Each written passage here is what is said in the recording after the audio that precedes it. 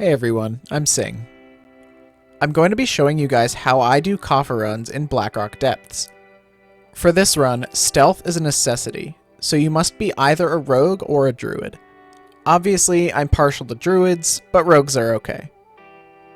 This run is super easy and doesn't require any combat whatsoever, so it's a very stress-free way of printing gold. You just saw me open that first locked gate, which is a decent time saver, but is not required for the run. You're going to have to stealth past this pack coming up, and you need to make sure that you stay as far away from the dogs as you can, since they're able to see through stealth. You can get pretty close to the dwarves without them detecting you.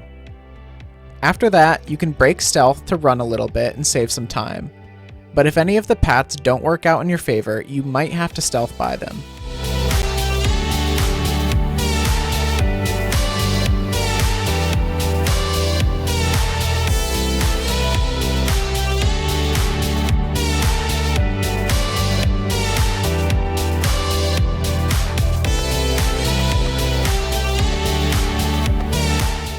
You can break stealth again after you get past all of the dwarves and run down this hallway for a little bit, but then you have to stealth again to get by the fire guards. The rest of the run is very easy with nothing that's a risk of tripping you up.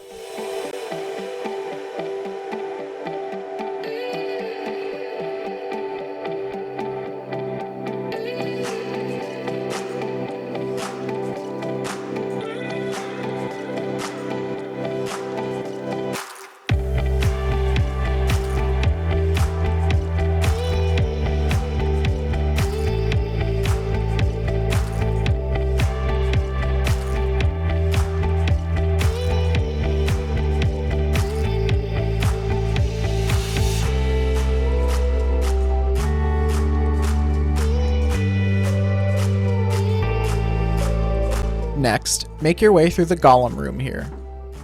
I personally like to stay on the edge because the boss here likes to roam with some of his golem friends, and I'd rather just stay out of their way.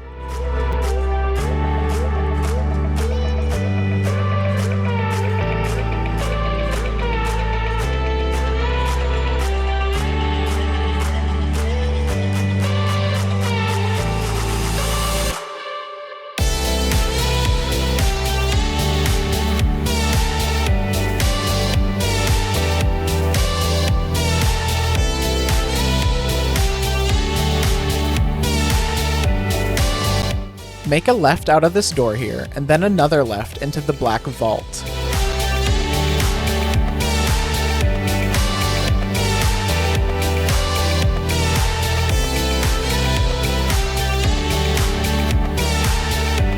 You're able to sneak past the boss and his dog here, ever so slightly. You want to start by opening up the second relic coffer from the wall, because if you open the first one, you'll be too close to the boss and draw aggro. Same goes for the other side of the room.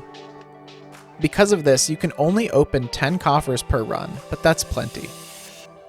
So that's pretty much the entire run.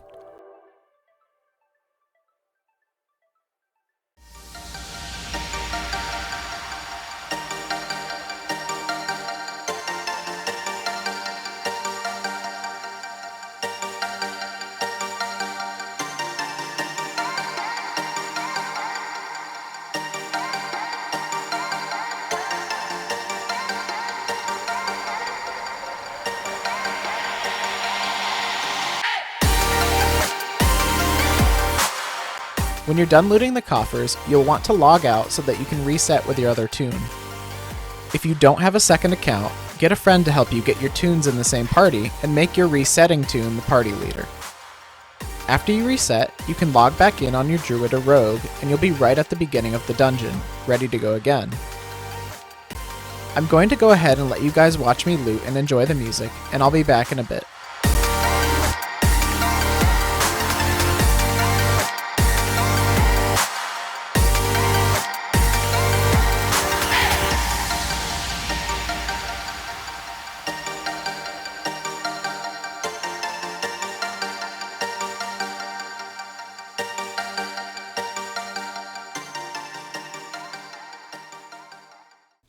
Okay, so I accidentally aggroed the boss. Unfortunately, I wasn't recording when it happened, so I missed a few seconds of the beginning of this fight, but I was able to get the rest of it. This boss is actually soloable for me, but it can be pretty sketchy. I've done it a few times now, and I always have to use all of my cooldowns, and even then it gets pretty close sometimes. I do have a set of feral tanking gear, which you might think would be better for this, but I honestly think that the only reason I'm able to solo it is because of my healing gear. If I was wearing my tanking gear, yeah, I'd be taking quite a bit less damage, but I'd also be healing myself a lot less, and I'd have a significantly diminished mana pool. I'm pretty sure that the boss would be able to out DPS my heals, and even if he didn't, I'd run out of mana because the fight is so long. Because I am a resto druid by gear and talents, my hots are just so strong that it's too overwhelming for the boss to match. You probably could not do this as a low-geared resto druid, so you definitely want to be very careful when you're in here if that's the case. I don't know if a rogue could solo this boss if accidentally aggroed, since you'd already be in combat and couldn't sap one of them, and you don't have any heals. Then again, you could always just vanish. Anyway, enjoy the rest of the loot and the music.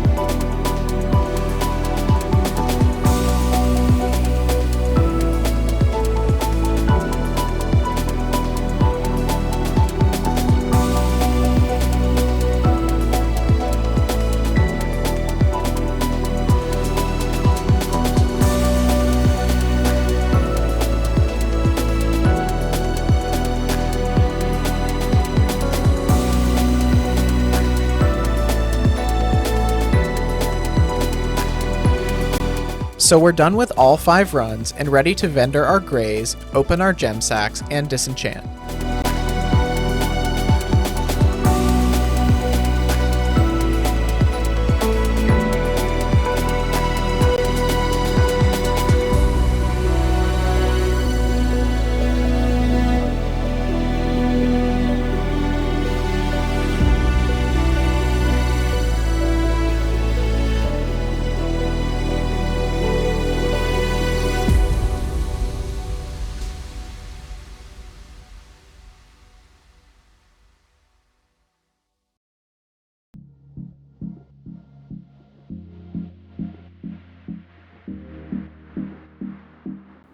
And now for the part you're probably all here for, the totals. I started with 3,722 gold, 59 silver, and 54 copper. After opening all of the coin sacks and vendoring all of the grays, the green and the blue that I got, as well as the lesser valued pearls, I have 3,762 gold, 47 silver, and 10 copper. That's a gross profit of 39 gold, 87 silver, and 56 copper. Because I buy keys for around 30 silver each, which is an expense of 15 gold for these 5 runs, I'm left with a net profit of 24 gold, 87 silver, and 56 copper. Then add the drops from the boss I killed, which were Varric's Collar and Boreal Mantle, each of which DE'd for a large brilliant shard that sell for around 5 gold on my server, the 2 black pearls I got from the gem sacks, which I put up for 3 gold, 59 silver, and 99 copper each, and the various gems I got, which were worth around 6 gold and 50 silver. With everything tallied, the grand total of potential profit from these 5 runs is 48 gold, 57 silver, and 54 copper. If I hadn't accidentally aggroed the boss, I wouldn't have gotten those 2 large brilliant shards, so subtract 10 gold from that total. This works out to about 47 silver profit per key, if I'm buying them at 30 silver each. Honestly, I'd say that I had slightly worse than average luck with the Venerable Grays, which is the largest part of the profit, so usually I'm at closer to 60 silver profit per key. Each run takes about 6 minutes, and you can only do 5 per hour anyway due to the instance lockout timer, so you can just knock out 5 of them in 30 minutes. With my normal luck, I make about 30 gold in those 30 minutes, which works out to a rate of 60 gold an hour if you're trying to figure out if the time cost is worth it to you. I'd say it's pretty good for being such low effort, and you can do the runs easily if you need most of your focus to go to something else. I hope you guys enjoyed the video and found it helpful. If you have any questions or tips, feel free to share them in the comments. As always, please drop a like and subscribe to help support the channel. I'll see you all in the next one. Take care.